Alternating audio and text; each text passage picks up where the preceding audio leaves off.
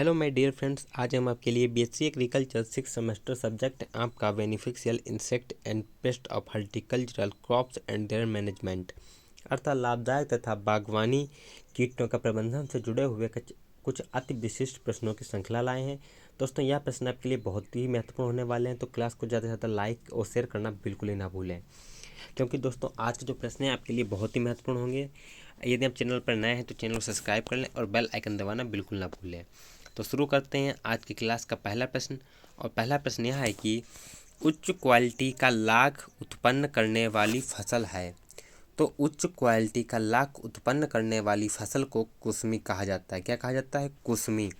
कुसमी यह ऐसी फसल है जिसमें आपको उच्च क्वालिटी मतलब सर्वोत्तम प्रकार का लाख प्राप्त होता है। अगला प्रश्न है कि लाख प्राप्त किया जाता है। तो लाख प्राप्त यह मादा कीट से लाख प्राप्त किया जाता है। इसी के साथ जो अगला प्रश्न है, और यह भी प्रश्न बहुत ही महत्वपूर्ण है, कि एक साल में लाख की कितनी पीढ़ियाँ पाई जाती हैं। तो एक साल में लाख की 2 पीढ़ियाँ पाई जाती हैं। कितनी? 2 पीढ़ियाँ पाई जाती हैं। अगला प्रश्न है, और यह भी प्रश्न बहुत ही महत्वपूर्ण है, कि प्लूटिल्ला जाइलोस्टिला किसका वैज्ञानिक नाम है। तो प्लूटिल्ला जाइलोस्टिला यह डायमंड बैक मॉथ का वैज्ञानिक नाम है, और यह परीक्षा में कई बार पूछा जा चुका है। अगला प्रश्न है कि हेलिकोबार्पा आर्मिजेरा किसका वैज्ञानिक नाम है। तो दोस्तों आपको बता दें, यह वैज्ञानिक नाम 3 चीज़ों का है। हेलिकोबार्पा आर्मिजेरा यह आपके चने के फली बेधक कीट का भी वैज्ञानिक नाम है, टमाटर के फली बेधक कीट का नाम है, और अमेरिकन बाल वर्म का भी वैज्ञानिक नाम है। दोस्तों, अगर इन तीनों में से अलग अलग प्रश्न पूछा जाता है तो वो सही होगा। अगर ये तीनों पूछे जाते हैं तो उपरोक्त में से सभी सत्य होंगे। इसलिए यह प्रश्न आपके लिए बहुत ही महत्वपूर्ण है कि हेलिकोबार्पा आर्मिजेरा किसका वैज्ञानिक नाम है। तो यह चने के फली बेधक कीट का और टमाटर के फली बेधक कीट का और अमेरिकन बाल वर्म का वैज्ञानिक नाम है। इसी के साथ जो अगला प्रश्न है वो यह है कि मेलन फ्रूट फ्लाई अंडे कहाँ देती है। तो मेलन फ्रूट फ्लाई यह फल के अंदर अंडे देती है। दोस्तों, अगर आप वीडियो की पीडीएफ लेना चाहें तो आप हमारे टेलीग्राम चैनल को ज्वाइन कर सकते हैं, साथ में व्हाट्सएप ग्रुप को भी, जिसकी लिंक आपको नीचे डिस्क्रिप्शन बॉक्स में मिल जाएगी, और आपको वीडियो की पीडीएफ वहाँ पर आपको प्राप्त हो जाएगी। इसी के साथ जो अगला प्रश्न है वो यह है कि तने के चारों तरफ पॉलीथीन शीट या चिपकने वाले बैंड लगाना कीट का नियंत्रण है। तो यह किस कीट के लिए है? तने के चारों तरफ पॉलीथीन शीट या चिपकाने वाला बैंड किस कीट के नियंत्रण किया जा सकता है। तो आम का फुंगा कीट का नियंत्रण किया जा सकता है, और यह प्रश्न बहुत ही महत्वपूर्ण है। अगला प्रश्न है कि किस फल कीट का अंतर्राष्ट्रीय महत्व है। तो आम के मैंगो स्टोन वीविल का अंतर्राष्ट्रीय महत्व बहुत ही है। अगला प्रश्न है कि सफ़ेद गिडार की एक वर्ष में कितनी पीढ़ियाँ पाई जाती हैं। तो सफ़ेद गिडार की एक वर्ष में एक पीढ़ी पाई जाती है। कितनी पीढ़ी पाई जाती हैं? एक पीढ़ी पाई जाती है। कपास के माहू का कुल है। तो कपास के माहू का जो कुल है उसको एपीडी कहते हैं। क्या कहते हैं? एपीडी कहते हैं। कपास के माहू को एपीडी कहा जाता है। अगला प्रश्न है, और यह भी प्रश्न बहुत ही महत्वपूर्ण है, कि पोलू बीटल एक भयानक कीट पीड़क है। तो पोलू बीटल एक भयानक कीट पीड़क है, तो यह काली पीपर का एक भयानक कीट कहा जाता है। अगला प्रश्न है, और यह भी प्रश्न बहुत ही महत्वपूर्ण है, कि इरोयोसोमा लेनिजेसरम एक भयंकर कीट है। तो इरोयोसोमा लेनिजेसम या सेब व नाशपाती में बहुत ही भयंकर तरीके से कीट होता है, इसका प्रकोप होता है। इससे कभी कभी पूरी की पूरी फसल नष्ट हो जाती है। अगला प्रश्न है कि कद्दू के कीट की क्षतिकारक अवस्था होती है। तो कद्दू के कीट की जो क्षतिकारक अवस्था होती है वो होती है ग्रब। और यह भी प्रश्न बहुत ही महत्वपूर्ण है कि कद्दू के कीट की क्षतिकारक अवस्था कौन सी होती है। तो उसे ग्रब कहा जाता है। क्या कहा जाता है? ग्रब। अगला प्रश्न है कि फल मक्खी की क्षतिकारक अवस्था है। तो फल मक्खी की क्षतिकारक अवस्था जिसको मैगट कहा जाता है। क्या कहा जाता है? मैगट कहा जाता है। दोस्तों, अगर आप वीडियो की पीडीएफ लेना चाहें तो आप टेलीग्राम चैनल को ज्वाइन कर सकते हैं, जिसकी लिंक आपको नीचे डिस्क्रिप्शन बॉक्स में मिल जाएगी। और वीडियो को ज़्यादा से ज़्यादा लाइक और शेयर करना बिल्कुल ना भूलें। अगला प्रश्न है कि बिहार बालदार सुंडी का कुल है। और यह भी प्रश्न बहुत ही महत्वपूर्ण है कि बिहार बालदार सुंडी का कुल को नोक्टिडी कहते हैं। क्या कहते हैं? नोक्टिडी कहा जाता है।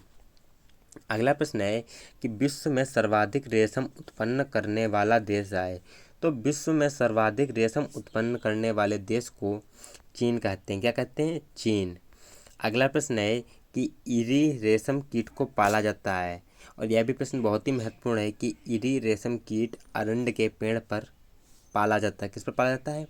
अरंड के पेड़ पर या कैस्टर लीफ पर पाला जाता है। अगला प्रश्न है कि शहतूत के रेशम कीट का जीवन चक्र पूरा होता है। तो शहतूत के रेशम कीट का जीवन चक्र 40 से 45 दिनों में पूरी तरीके से पूर्ण हो जाता है। 40 से 50 दिनों में पूर्ण हो जाता है। अगला प्रश्न है कि शहतूत के रेशम कीट का कुल होता है। तो शहतूत के रेशम कीट का जो कुल है उसको बोम्बिसिडी कहते हैं। क्या कहते हैं? बोम्बिसिडी कहते हैं। अगला प्रश्न है, और यह भी प्रश्न बहुत ही महत्वपूर्ण है कि मूंगा रेशम कीट है। तो मूंगा रेशम कीट यह एक जंगली कीट है। क्या है? यह जंगली कीट है। अगला प्रश्न है कि रेशम कीट के कोकून के अंदर प्यूपी को मारने को क्या कहते हैं? तो रेशम कीट के कोकून के अंदर प्यूपी मारने को स्टिफलिंग कहते हैं। क्या कहते हैं? स्टिफलिंग। और दोस्तों यह प्रश्न बहुत ही महत्वपूर्ण है आपके लिए कि स्टिफलिंग किसे कहते हैं या रेशम कीट के कोकून के अंदर प्यूपी मारने को क्या कहते हैं। दोस्तों इस प्रकार से प्रश्न बनते हैं और जिसमें दोनों का सही उत्तर होगा स्टिफलिंग। अगला प्रश्न है, और यह प्रश्न है कि बॉम्बिक्स मोरी है। तो बॉम्बिक्स मोरी एक एकाहारी है। क्या है? यह एक एकाहारी है। अगला प्रश्न है कि भारतीय रेशम कीट पालन सामान्यतः होता है। तो भारत में रेशम कीट पालन सामान्यतः अनेक पीढ़ी है। क्या है? अनेक पीढ़ी है।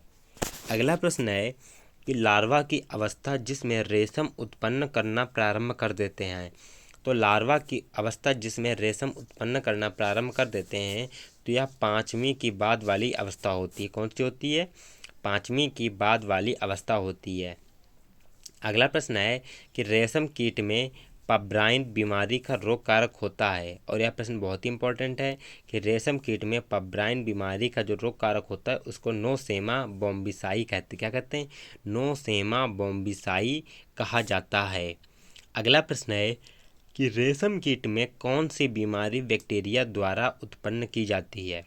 तो रेशम कीट में जो बीमारी होती है सामान्यतः वो फ्लेचेरी द्वारा बैक्टीरिया द्वारा उत्पन्न हो जाती है। तो किस बैक्टीरिया द्वारा? फ्लेचेरी द्वारा उत्पन्न हो जाती है। अगला प्रश्न है कि केंद्रीय रेशम बोर्ड मुख्यालय कहाँ स्थित है। और दोस्तों यह प्रश्न बहुत ही इंपॉर्टेंट है कि केंद्रीय रेशम बोर्ड का मुख्यालय बेंगलुरु में स्थित है। कहाँ स्थित है? बेंगलुरु में स्थित है। अगला प्रश्न है कि यूजी मक्खी का वैज्ञानिक नाम है। और दोस्तों यह प्रश्न बहुत ही इंपॉर्टेंट है कि यूजी मक्खी का वैज्ञानिक नाम इसको एक्सोरिस्टा सर्विलेंस कहते हैं। क्या कहते हैं? एक्सोरिस्टा सर्विलेंस कहा जाता है। यूजी मक्खी का वैज्ञानिक नाम एक्सोरिस्टा सर्विलेंस है। अगला प्रश्न है, यह भी प्रश्न बहुत ही इंपॉर्टेंट है कि मरे हुए कोया से धागा हटाने को क्या कहते हैं। तो मरे हुए कोया से धागा हटाने को रीलिंग कहते हैं। क्या कहते हैं? रीलिंग कहा जाता है। अगला प्रश्न है कि रेशम कीट में मॉस्किडर्नी रोग होता है। तो रेशम कीट में मॉस्किडर्नी रोग फफूंद लगने से होता है। किससे लगने से होता है? फफूंद लगने से होता है। दोस्तों आज की क्लास हमारी यहीं पर समाप्त होती है। मिलते हैं नई क्लास में नए प्रश्नों के साथ। और दोस्तों अगर आपको क्लास पसंद आई हो तो क्लास को ज़्यादा से ज़्यादा लाइक करना बिल्कुल ना भूलें। मिलते हैं अगले वीडियो में नए प्रश्नों के साथ। तब तक जय हिंद, जय भारत।